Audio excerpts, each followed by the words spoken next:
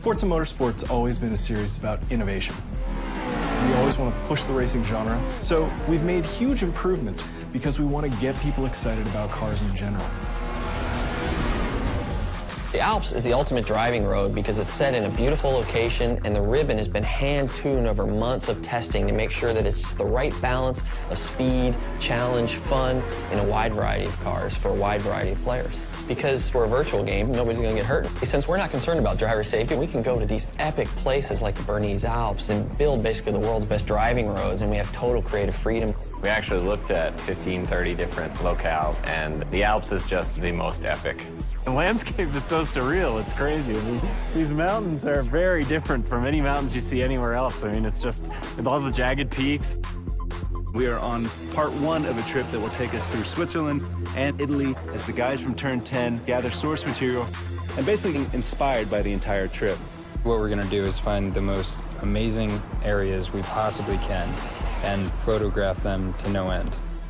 We took a really long elevator ride after a train ride and a long walk and another train ride. Took a while to get up here, but oh my God, it's worth it. Did you guys see the background and everything? Yeah. So right now we're at the Grindelwald region of Switzerland, and we're taking reference photos.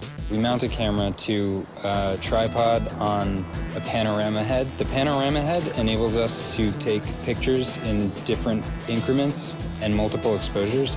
We stitch them all together and then we get an HDR. An HDR is high dynamic range image. Each frame that we do at a multiple exposure. So when you stitch it all together later, you can slide through all the different exposures. So you can go from a very dark scene with a little pinpoint where the sun is all the way up to a very exposed image. And that way it gives us the full range to play with when we go to make our sky domes later. We have a pretty long production cycle, so probably about a year of full production once we get home. So we bring back all of our reference, we start modeling rough landscapes that existed there so they're fairly accurate, but we're not bound to recreate it perfectly as it exists because there isn't a track there. But we want it to be believable. It needs to fit with the other real racetracks in the game. So we create a whole backstory about how the Bernese Alps came to be. It started off as a ski resort, and roads were built for workers in the wintertime, and then this rich entrepreneur bought it and tried to build a racetrack there, but got shut down. So by creating this rich backstory, everything is there for a reason. It's believable.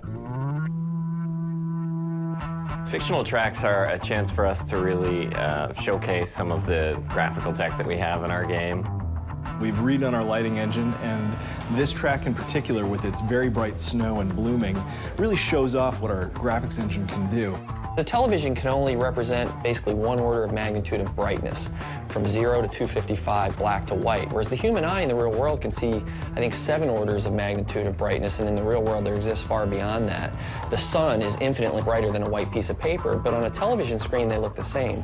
Well, we found a way to basically reverse engineer that at full HD resolution on the Xbox 360. So what we do is we captured high dynamic range images of the world, and that gets baked back into the lighting and the reflections on the car, which means the sun is order of magnitudes brighter than a white piece of paper and is brighter than gray asphalt, which basically makes the cars look really grounded in the environment.